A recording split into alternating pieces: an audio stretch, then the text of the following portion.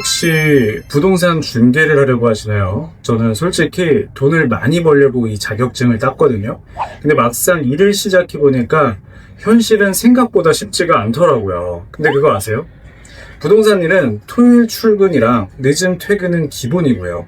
손님들이 혹여나 늦게라도 온다고 하시면 저도 같이 야근을 해야 되게 됩니다. 물론 빨간 날에도 쉬지 못하는 경우도 다반사고요. 솔직히 회사 다닐 때에도 이렇게 업무 시간에 투자를 많이 하지 않았는데 이거 괜히 공부했나 싶을 때도 있었습니다. 주말에 여행도 다니고 여유롭게 즐기고 싶었는데 현실은 쉬는 날에는 전화 응대하느라 바쁩니다. 이상하게 평소에 오지도 않던 전화는 쉬는 날이랑 휴가만 가면 빗발치듯 옵니다. 이 영상을 보는 여러분들도 부동산 일을 해야겠다고 마음을 먹었지만 아직 고민이 많으실 겁니다. 내가 이걸로 과연 돈을 벌 수 있는 걸까?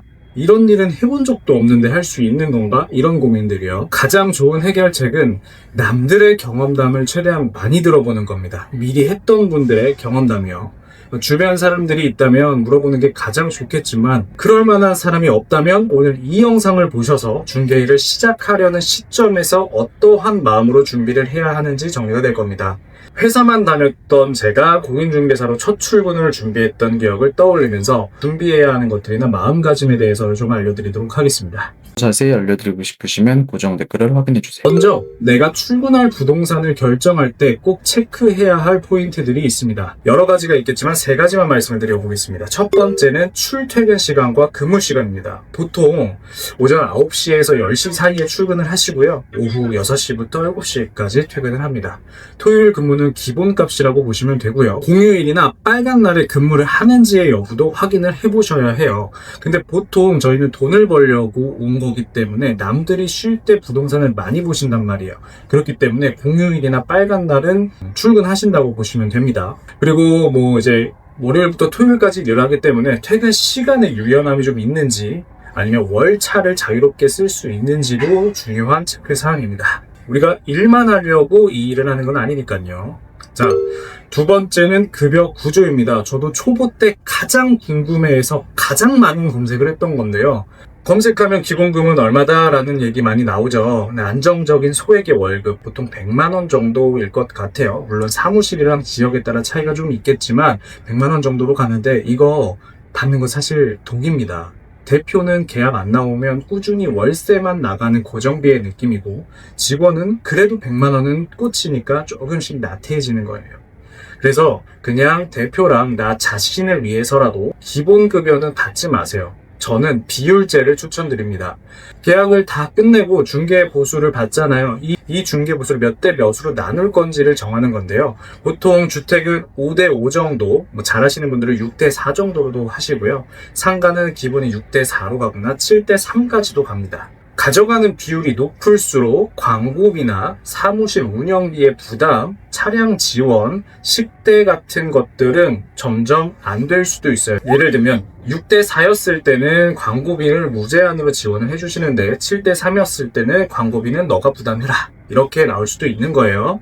그래서 저는 6대 4 정도의 모든 걸 지원받는 게 가장 좋지 않나 싶습니다. 이거는 진짜 잘 보셔야 돼요. 다른 데에 가서 알려주지 않는 내용들이 처음 출근하는 입장에서 보면 대표님들이 너무 돈돈거리고 너무 계약에 대해서만 얘기를 많이 한다고 생각할 수도 있는데 대표님들도 사실 자영업자세요. 매출이 가장 중요합니다. 사실 직원의 입장에서 보면요. 대표 좋은 일만 해주는 거예요. 우리 돈 벌어다 주잖아요. 대신 광고비랑 사무실 월세, 관리비, 식대 같은 경우는 안 내는 거고 받을 거는 다 받으면서 내 계약 수수료 반 나눠준다고 생각하면 마음이 편해질 겁니다. 그러니까 내가 버는 거에 반을 떼줄게. 나는 리스크는 없으니까 라고 생각하시면 됩니다. 세 번째는 대표의 업무 지시 방식입니다. 부동산 대표님의 성향에 따라서 업무 지시 방식도 달라지는데요. 체계적으로 알려주시는 분들도 계시고 스스로 할 일을 찾아야 하는 방목형 대표님들도 계십니다. 이러한 의사소통 스타일과 직원들의 사무실 분위기도 부동산을 고르는 데 가장 중요한 요소 중 하나인데요.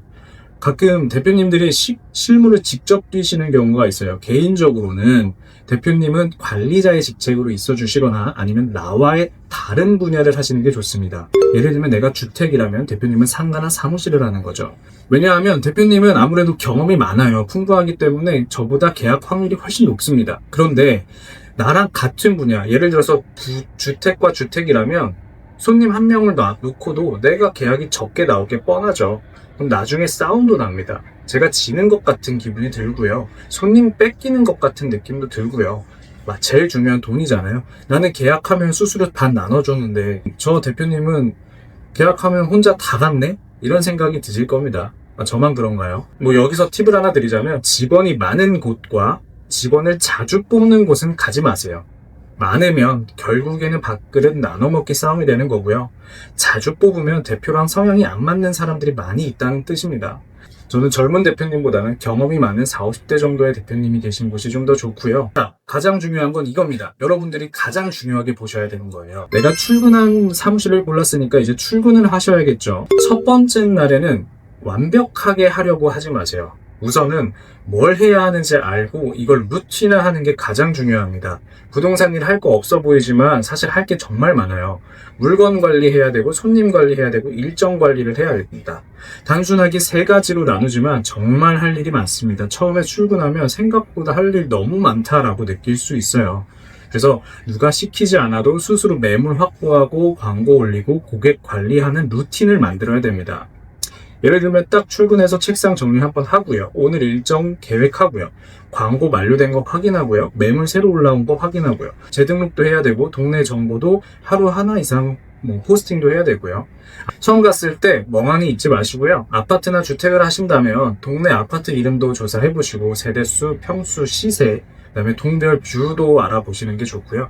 상가를 시작하신다면 상호, 업종, 상권, 월세, 권리금, 신규 공사 건물까지 확인하시면 좋습니다. 어차피 임대는 맞춰야 되니까요. 그리고 주택이든 사무실이든 상가든 공통적으로 물건을 받았으면 사진 촬영하시고 광고 등록을 하셔야 됩니다.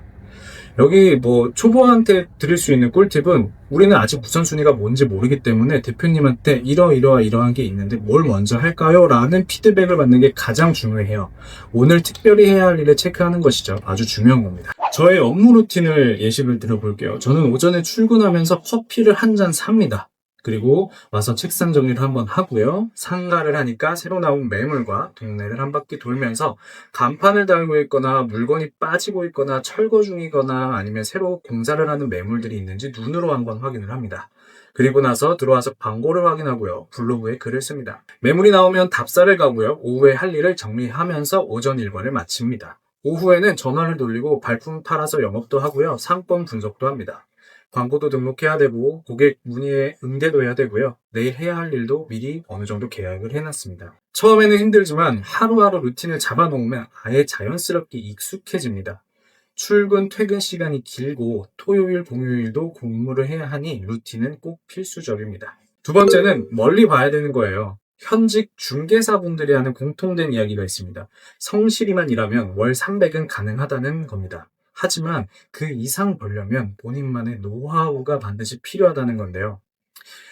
단기 성과보단 3년 평균 수익이 내 진짜 수익이다 라고 생각하셔야 됩니다. 결국에는 끝까지 버티는 사람만 남는 게 이 직업이고요. 장기전의 마인드를 지니셔야 합니다. 한 달 수익에 집착하시면 절대 안 되고요. 최소 3년을 버틸 계획을 세우셔야 합니다. 중개업은 다른 자영업과 마찬가지로 회사처럼 누가 일거리를 던져주는 구조가 아닙니다.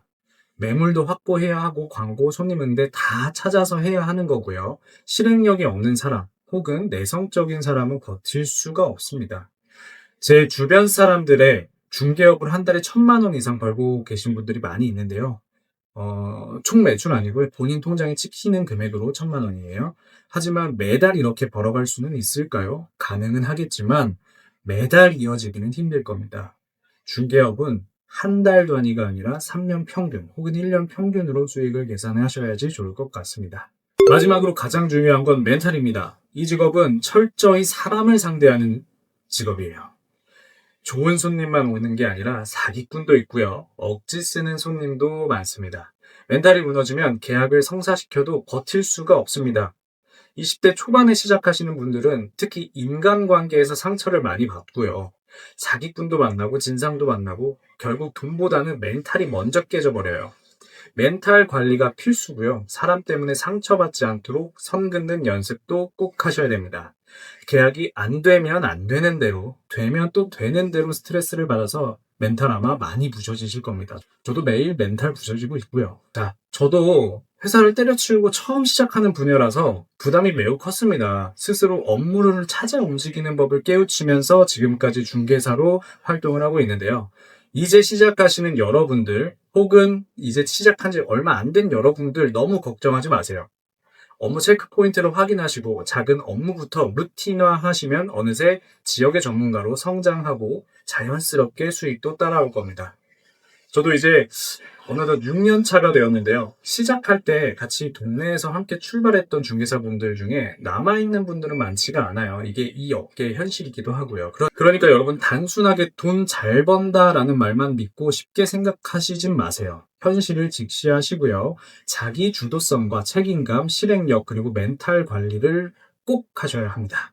그렇게 하시면 여러분도 살아남는 중개사가 될 수 있을 거고요. 살아남기만 하면 돈은 알아서 따라오실 겁니다. 이 영상을 보고 아 그렇구나 하고 끝내면 아무런 의미 없는 거 아시죠? 매일 꾸준히 발로 뛰고 온라인이나 오프라인 가리지 말고 실행하셔야 됩니다. 오늘 영상이 도움이 되셨다면 좋아요와 구독을 부탁드리고요. 마지막 가장 중요한 내용입니다. 오늘 영상에서 이제 중개업을 시작하시는 초보분들에게 더 해주고 싶은 이야기가 있어요. 근데 이제 여기 영상에서는 다 담을 수 없으니까 제가 무료 세미나를 좀 하려고 해요. 직접적으로 만나 뵙고 현장의 소리를 들을 수 있는 Q&A 형식으로 준비할 예정이니까요. 관심 있으신 분들은 고정 댓글 보시고 신청해 주시면 감사하겠습니다. 제 채널이 워낙 작아서 세미나라고 하지만 사실 1대1로 얘기할 수도 있을 것 같아요. 자, 그럼 저는 다음 영상에서 찾아뵙겠습니다. 감사합니다.